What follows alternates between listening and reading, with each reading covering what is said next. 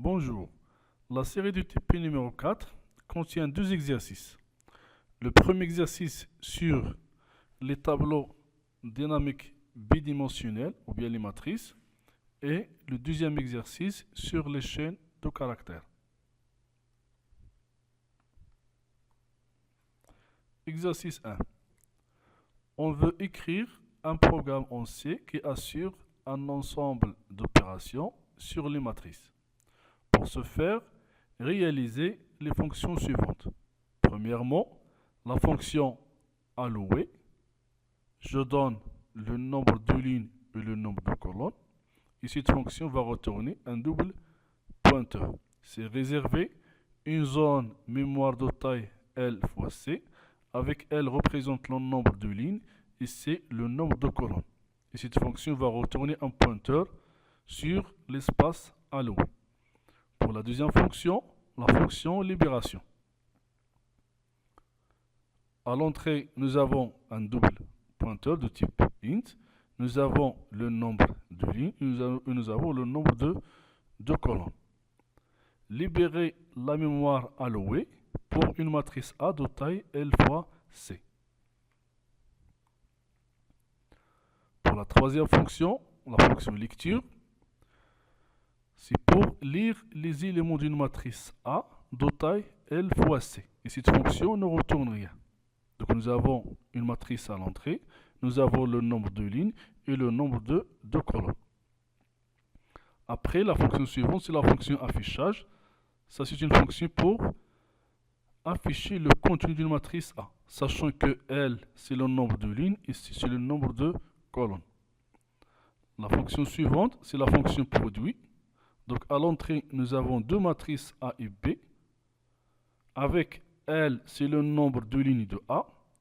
LC, c'est le nombre de colonnes de A. Aussi, LC, c'est le nombre de lignes de B. Et C, c'est le nombre de colonnes de B. Alors, entre A et B, ils ont LC commun. Alors, on peut calculer le produit entre A et B. Donc, le produit sera calculé par la fonction produit. Et le résultat sera retourné sous forme d'un double pointeur, c'est-à-dire la matrice contenant le produit de A fois B. Et vers la fin, la fonction main, ça c'est pour tester les fonctions rédigées précédemment. Donc après l'inclusion de la bibliothèque standard input-output.h, c'est pour l'utilisation des fonctions d'entrée-sortie. Aussi l'inclusion de la bibliothèque stdlib.h, c'est pour utiliser les fonctions d'allocation dynamique. Donc pour la fonction allouée, donc à l'entrée nous avons le nombre de lignes et le nombre de colonnes. Cette fonction retourne un double pointeur qui est l'adresse de l'espace alloué. Donc j'ai une variable i qui va être utilisée au niveau de la boucle for. Après nous avons un double pointeur a de type int. Nous avons appliqué la location, on utilise la fonction immalloc. Et comme argument de la fonction immalloc, nous avons L fois size of int étoile. Ici, nous avons utilisé le cast int étoile étoile. Et le résultat est stocké dans le pointeur, dans le double pointeur A. Après le test, if A égale à nul, je vais afficher que c'est une erreur et je vais sortir du mode exécution. Après, ça c'est l'allocation pour le premier tableau de pointeur. Maintenant, pour la réservation du sous-tableau, on utilise la boucle for i à partir de 0 et inférieur strictement L et plus plus. Et pour chaque a de i, je vais stocker l'adresse retournée par la fonction immalloc, sachant que l'entrée ou bien l'argument de cette fonction immalloc c'est c fois size of int. Et après le cast, l'adresse sera stockée dans a de i. Je vais tester. Si a de i est nul, alors je vais afficher que c'est une erreur et je vais sortir de mode exécution. Et vers la fin, je vais retourner l'adresse de A, c'est-à-dire l'adresse sur l'espace alloué. Pour la fonction libération, je donne la matrice, le nombre de lignes et le nombre de colonnes. Et ici, dans ce cas-là, le nombre de colonnes n'est pas nécessaire. Donc on peut le supprimer. Pourquoi? Parce que pour supprimer l'espace, ou bien pour libérer un espace d'une matrice, j'ai besoin uniquement du nom de la matrice et j'ai besoin uniquement du nombre de lignes. Alors pour la libération, on applique l'inverse. C'est-à-dire, je vais commencer par la libération du sous-tableau. Après, je libère le tableau. Nous avons besoin du i de type int à partir de 0 et inférieur à l et plus. Et on utilise la fonction free. Donc free a de i pour la première fois. Après, je vais écrire free a. Et je vais afficher que l'espace est libéré. Pour la fonction lecture, donc nous avons à l'entrée une matrice A, un double pointeur de type int. Nous avons L, c'est le nombre de lignes, et vous avez C, c'est le nombre de colonnes. Donc nous avons deux variables et ij. I, c'est pour les indices lignes, ij, c'est pour les indices colonnes. Pour la première boucle, pour les lignes, nous avons for et à partir de 0 et inférieur à L et plus. Pour les indices colonnes, nous avons for g à partir de 0, g inférieur strictement à c, g plus. C'est-à-dire pour chaque valeur du i, nous avons les valeurs de g et on va afficher entre éléments. Je donne l'indice ligne et l'indice colonne et je vais utiliser la fonction scanf, c'est pour l'acquisition de l'élément. Donc je peux utiliser la notation classique, c'est-à-dire pourcentage d, c'est le format des entiers, adresse de a de ij.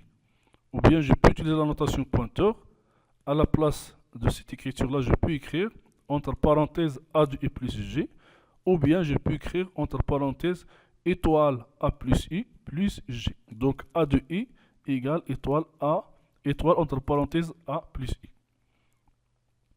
Pour l'affichage, aussi nous avons besoin de la matrice, c'est-à-dire un double pointeur sur int, le nombre de lignes et le nombre de colonnes. I et j, ce sont l'indice ligne et l'indice colonne. La première boucle, c'est pour préciser les indices lignes et à partir de 0 et inférieur strictement à L et plus. La deuxième boucle, c'est pour préciser les indices colonnes. G à partir de 0, G inférieur à C, G plus. Et nous avons utilisé l'instruction printf avec le format pourcentage %f. C'est pour afficher le contenu des éléments de la matrice A. On peut utiliser la notation classique, c'est-à-dire le pourcentage T, c'est le format des entiers, A de ij, ou bien cette écriture-là, on peut la transformer en utilisant ça. C'est étoile entre parenthèses A de i plus g, ou bien aussi on peut écrire étoile entre parenthèses étoile A plus i plus g. Et ici j'ai ajouté printf anti/in, ça c'est pour avoir un affichage sous forme matriciel. C'est-à-dire la boucle for g, il va afficher les éléments de la ligne. Après anti/in, c'est pour revenir à la ligne suivante. Pour le produit, donc nous avons deux matrices A et B, et nous avons le nombre de lignes de A, nous avons le nombre de colonnes de B, pardon, donc nous avons L, c'est le nombre de lignes de A, LC, c'est le nombre de lignes de A, nous avons LC, c'est le nombre de lignes de B, et nous avons C, c'est le nombre de colonnes de B. Alors entre A et B, nous avons LC commun, qui représente le nombre de colonnes de A, et aussi le nombre de lignes de B.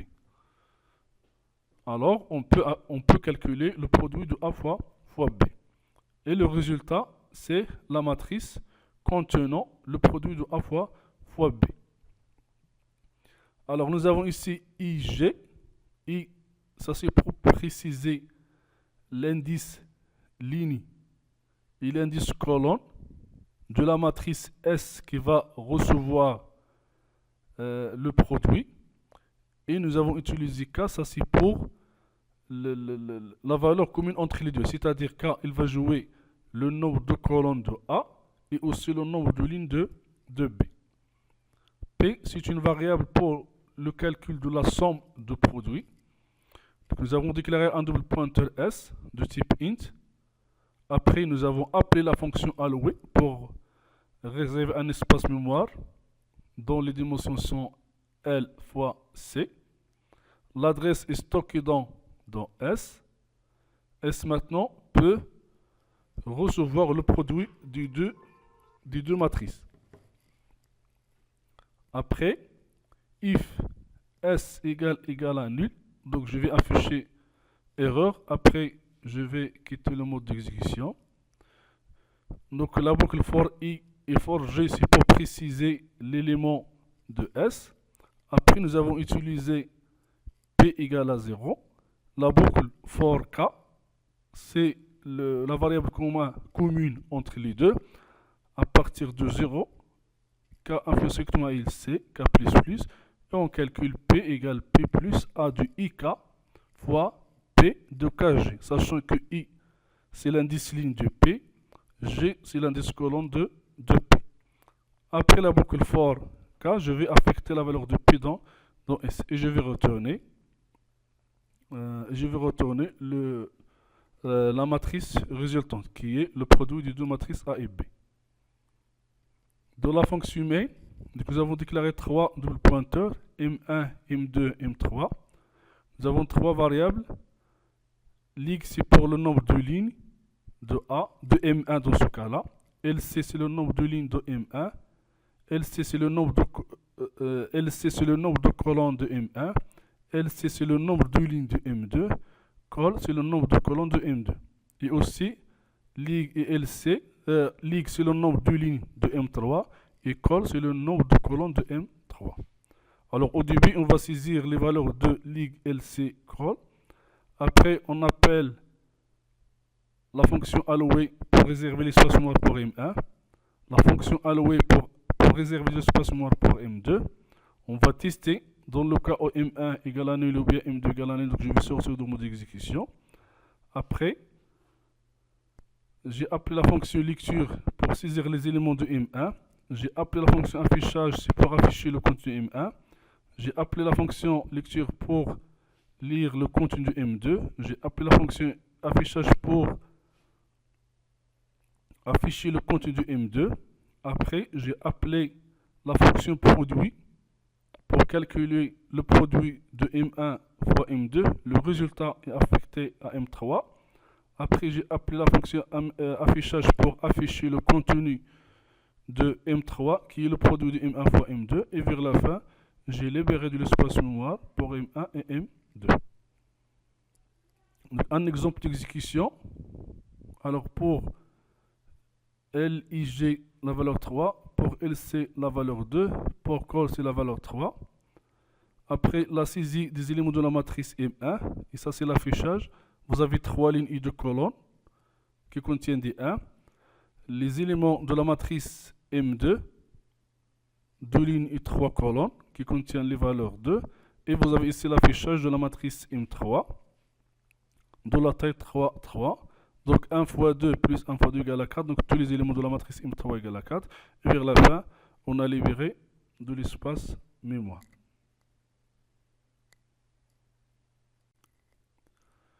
Pour l'exercice 2 de la série de TP numéro 4, nous avons écrire un programme qui lit en données un verbe du premier groupe et qui affiche la conjugaison au présent de l'indicatif sous la forme suivante. Par exemple, nous avons le verbe chanter, il se termine par ER. Donc, vers la fin, on doit donner l'affichage suivant. Je chante, tu chantes, il chante, nous chantons, vous chantez, elle chante.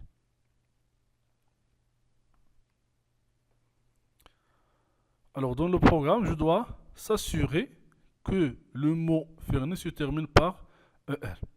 Donc, les fonctions à rédiger sont, premièrement, la fonction lecture. C'est pour saisir le verbe du premier groupe à conjuguer. La deuxième fonction, verbe ER, qui accepte en argument une chaîne de caractères qui est dans la réalité sur le verbe. Cette fonction va comparaître les deux derniers caractères. Est-ce que nous avons ER vers la fin? Si oui, on va retourner la valeur 1. Dans le cas inverse, on va retourner la valeur 0. La troisième fonction, c'est la fonction conjuguée. À l'entrée, on aura le verbe, qui est une chaîne de caractères. Après, dans la fonction conjuguée, je vais tester si le verbe est du premier groupe. Alors, je vais entamer la conjugaison. Dans le cas non, je vais afficher que le verbe saisi, ce n'est pas un verbe du premier groupe. Et vers la fin, la fonction main, c'est pour tester les fonctions rédigées précédemment. Donc après l'inclusion de la bibliothèque standard input-output.h pour les entrées-sorties, la bibliothèque string.h c'est pour manipuler les chaînes de caractères. Nous avons une constante max dont la valeur c'est 30. Pour la fonction lecture, donc à l'entrée nous avons une chaîne de caractères de type char. Nous avons affiché un message printf entrée un verbe régulier et nous avons utilisé la fonction get entre parenthèses, ça c'est pour l'acquisition de la chaîne. Ou bien à la place de get, on peut écrire scanf pourcentage S sur le format chaîne. Pour la deuxième fonction, verbe ER, donc il retourne un anti-int, donc soit 0 soit 1, selon est-ce que le verbe donné à l'entrée est un verbe de premier groupe oui ou non. Nous avons la variable LG, c'est pour stocker la longueur de la chaîne. Et LES, c'est le résultat à retourner vers la fin. Donc au début, cette variable est initialisée par 0. Après, si le verbe est du premier groupe, je vais modifier 0 par 1. Nous avons appelé la fonction strlen. C'est pour calculer la longueur de la chaîne d'entrée. Le résultat est stocké dans LG. Après, vous avez deux possibilités. Donc la première, c'est de faire comparaison caractère par caractère. C'est-à-dire si le caractère qui existe à la position LG-2 égale à E et le caractère qui existe à la position LG-1 égale R. Donc dans ce cas-là, je vais affecter 1 à la variable RES. Ou bien je peux utiliser la notation pointeur. Je déclare un pointeur de type char. Après, je vais initialiser le pointeur CH par l'adresse du caractère à la position LG-1. Après, je vais utiliser la fonction strcmp. C'est pour faire une comparaison de deux chaînes de caractères, c'est-à-dire la chaîne CH avec la chaîne ER. Si égal à 0, dans ce cas-là, je vais affecter la valeur de 1 à la variable RES. Et vers la fin, je vais retourner le résultat, soit 0, soit 1. De la fonction conjuguée, donc à l'entrée, nous avons une chaîne de caractères. Cette fonction ne retourne rien. Nous avons un tableau de chaînes de caractères qui contient les chaînes suivantes E, ES, E, ONS, EZ, ENT, ce sont les terminaisons. Un autre tableau de chaînes de caractères qui contient je, tu, elle, nous, vous, elle, donc les sujets. Après, une chaîne de caractères, copie. Dans cette chaîne, on va former la conjugaison affichée sur l'écran. Après, LG, c'est pour la longueur de la chaîne. Et I, c'est pour parcourir les éléments du tableau de chaîne de caractères. Donc, après le calcul de la longueur de la chaîne, stocké dans LG, donc ici, j'affecte anti-slash 0 à la position LG-2. Ça, c'est pour supprimer ER dans le verbe. Par exemple, vous avez le verbe chanter. Je vais supprimer ER et je laisse CHANT. Après, pour la conjugaison, nous avons I à partir de 0, I intersectement à 6 et plus. Alors, pour chaque valeur de I, je vais copier le sujet du I dans chaîne copie. Après, en utilisant strcopy. Après, j'ai utilisé str4, c'est pour ajouter la chaîne à la copie. Après, nous avons utilisé str4, c'est pour ajouter la terminaison à la copie. Alors, premièrement, on a copié le sujet. Après, nous avons ajouté le verbe sans ER. Après, nous avons ajouté la terminaison. Et vers la fin, on affiche le résultat de copie sur l'écran. Et comme ça, on aura la conjugaison du verbe. Dans la fonction main, nous avons une chaîne de caractères appelée verbe. Nous avons appelé la fonction lecture, c'est pour saisir le verbe. Après, on teste, est-ce que le verbe saisi est un verbe de premier groupe, oui ou non? Si la fonction verbe a retourné 0, ça signifie que c'est une erreur. Le verbe, ce n'est pas un verbe de premier groupe. Alors dans ce cas-là, je ne vais pas entamer la conjugaison. Else, dans le cas où la fonction verbe a retourné 1, alors je vais appeler la fonction conjuguée, c'est pour afficher la conjugaison du verbe au présent de l'indication. Donc ici nous avons un exemple d'exécution. Donc entrer un verbe régulier, on a saisi le verbe chanter, alors il se termine par ER, donc après il a affiché, il a affiché la conjugaison du verbe chanter au présent de l'indicatif. Vous avez je chante, tu chantes, il chante, nous chantons, vous chantez, elle chante.